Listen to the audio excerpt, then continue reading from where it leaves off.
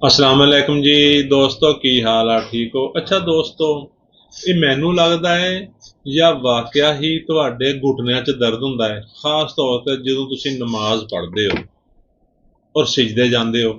ਤੁਹਾਡੇ ਘੁਟਨਿਆਂ ਦੇ ਵਿੱਚ ਇੰਨਾ ਸ਼ਦੀਦ ਦਰਦ ਹੁੰਦਾ ਹੈ ਕਿ ਸਿਜਦਾ ਕਰਨਾ ਮੁਸ਼ਕਲ ਹੋ ਜਾਂਦਾ ਹੈ ਨਾ ਐਵੇਂ। ਤੇ ਫਿਰ ਕੀ ਹੁੰਦਾ ਹੈ, ਤੁਸੀਂ ਬੈਠ ਕੇ ਨਮਾਜ਼ ਪੜ੍ਹਨਾ ਸ਼ੁਰੂ ਕਰ ਦਿੰਦੇ ਹੋ ਜਾਂ ਫਿਰ ਤੁਸੀਂ ਕੁਰਸੀ ਤੇ ਬੈਠ ਕੇ ਨਮਾਜ਼ ਪੜ੍ਹਨਾ ਸ਼ੁਰੂ ਕਰ ਦਿੰਦੇ ਹੋ। ਅੱਜ ਕੱਲ੍ਹ ਤੁਸੀਂ ਦੇਖਿਆ ਹੋਊ ਮਸਜਿਦਾਂ 'ਚ ਵੀ ਕੁਰਸੀਆਂ ਰੱਖੀਆਂ ਹੋਈਆਂ ਨੇ, ਘਰਾਂ 'ਚ ਤੇ ਚਲੋ ਰੱਖਣੀਆਂ ਨੇ, ਤੇ ਲੋਕ ਇੰਨੇ ਤੰਗ ਨੇ ਕਿ ਬੈਠ ਕੇ ਨਮਾਜ਼ ਨਹੀਂ ਪੜ੍ਹ ਸਕਦੇ।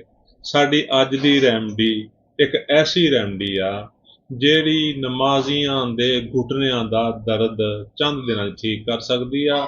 ਉਹ ਲੋਕ ਜਿਹੜੇ ਆਪਣੀ ਇਬਾਦਤ ਅੱਛੇ ਤਰੀਕੇ ਨਾਲ ਨਹੀਂ ਕਰ ਸਕਦੇ, ਉਹਨਾਂ ਦੀ ਇਬਾਦਤ 'ਚ ਖਲਲ ਪੈਂਦਾ ਹੈ। ਇਹ ਰੈਮਡੀ ਖਾਣ ਤੋਂ ਬਾਅਦ ਉਹਨਾਂ ਦੀ ਇਬਾਦਤ 'ਚ ਕੋਈ ਖਲਲ ਨਹੀਂ ਪਏਗਾ ਔਰ ਉਹ ਅੱਛੇ ਤਰੀਕੇ ਨਾਲ ਇਬਾਦਤ ਕਰ ਸਕਣਗੇ। ਨਾ ਉਹਨਾਂ ਨੂੰ ਬੈਠ ਕੇ ਨਮਾਜ਼ ਪੜ੍ਹਨੀ ਪਏਗੀ, ਨਾ ਕੁਰਸੀ ਤੇ ਬੈਠ ਕੇ ਪੜ੍ਹਨੀ ਪਏਗੀ, ਤੇ ਉਹ ਇਨਸ਼ਾਅੱਲਾ ਖਲੋ ਕੇ ਨਮਾਜ਼ ਪੜ੍ਹਨਗੇ। ਬੇਸ਼ੱਕ ਉਹ ਕਿਸੇ ਵੀ ਉਮਰ ਦੇ ਅਫਰਾਦ ਨੇ, ਉਹ ਬਜ਼ੁਰਗ ਨੇ, ਉਹ ਨੌਜਵਾਨ ਨੇ, ਉਹ ਔਰਤ ਆ, ਉਹ ਮਰਦ ਆ। ਤੇ ਦੋਸਤੋ ਕਰਨਾ ਕੀ ਹੈ, ਦੇਖੋ ਪਹਿਲੀ ਰੈਮਡੀ ਜਿਹੜੀ ਹੈਗੀ ਆ ਇਹ ਆ ਰਸਟਾਕਸ 200 ਤਾਕਤ ਦੇ ਵਿੱਚ। ਜਦੋਂ ਤੁਸੀਂ ਸਵੇਰ ਨਾਸ਼ਤਾ ਕਰ ਲਓ, ਅੱਧੇ ਘੰਟੇ ਬਾਅਦ ਇਹਦੇ 5 ਕਤਰੇ 2 ਘੁੱਟ ਪਾਣੀ ਦੇ ਵਿੱਚ ਪਾ ਕੇ ਪੀ ਲੈਣੇ ਆ।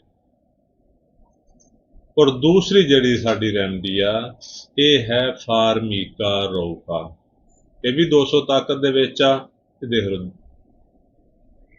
ਬਾਅਦ ਨਮਾਜ਼ ਅਸਰ, ਜਦੋਂ ਤੁਸੀਂ ਨਮਾਜ਼ ਅਸਰ ਪੜ੍ਹ ਕੇ ਘਰ ਆਓ, 5 ਕਤਰੇ 2 ਘੁੱਟ ਪਾਣੀ 'ਚ ਪਾ ਕੇ ਤੇ ਇਹ ਵੀ ਪੀ ਲਓ। ਇਸੇ ਤਰ੍ਹਾਂ ਹੀ ਦੂਸਰੇ ਦਿਨ ਤੀਸਰੇ ਦਿਨ ਰੂਟੀਨ ਦੇ ਤਹਿਤ ਸਵੇਰ ਨੂੰ ਨਾਸ਼ਤੇ ਤੋਂ ਬਾਅਦ ਰਸਟਾਕਸ 5 ਕਤਰੇ ਔਰ ਬਾਅਦ ਨਮਾਜ਼ ਅਸਰ ਫਾਰਮੀਕਾ ਰੋਕਾ 5 ਕਤਰੇ। ਇਹ ਤੁਸੀਂ 10 ਤੋਂ 15 ਦਿਨ ਲਓਗੇ, ਤੁਸੀਂ ਦੇਖੋਗੇ ਨਾ ਸਿਰਫ ਤੁਹਾਡੇ ਘੁਟਨਿਆਂ ਦਾ ਦਰਦ ਠੀਕ ਹੋ ਗਿਆ ਹੈ, ਬਲਕਿ ਤੁਹਾਡੇ ਕਮਰ ਦਰਦ ਔਰ ਜੋੜਾਂ ਦੇ ਸਾਰੇ ਦਰਦ ਠੀਕ ਹੋ ਗਏ ਨੇ। ਔਰ ਇਨਸ਼ਾਅੱਲਾ ਤੁਸੀਂ ਆਪਣੀ ਇਬਾਦਤ ਅੱਛੇ ਤਰੀਕੇ ਨਾਲ ਕਰ ਸਕੋਗੇ। ਔਰ ਸਾਡੇ ਵਾਸਤੇ ਵੀ ਦੁਆ ਕਰਦੇ ਰਹਿਣਾ। ਸਾਡੀ ਵੀਡੀਓ ਨੂੰ ਲਾਈਕ ਤੇ ਸ਼ੇਅਰ ਕਰੋ ਤਾਂ ਕਿ ਇਹ ਵੀਡੀਓ ਮਜ਼ੀਦ ਲੋਕਾਂ ਤੱਕ ਪਹੁੰਚੇ। ਔਰ ਜਿਹੜੇ ਲੋਕ ਇਬਾਦਤ ਨਹੀਂ ਕਰ ਸਕਦੇ, ਉਹਨਾਂ ਨੂੰ ਤਕਲੀਫਾਤ ਆ, ਉਹਨਾਂ ਨੂੰ ਘੁਟਨਿਆਂ ਦੀ ਤਕਲੀਫਾਤ ਆ, ਉਹ ਮਜ਼ੀਦ ਫਾਇਦਾ ਉਠਾ ਸਕਣ ਔਰ ਉਹ ਇਬਾਦਤ ਅੱਛੇ ਤਰੀਕੇ ਨਾਲ ਕਰ ਸਕਣ।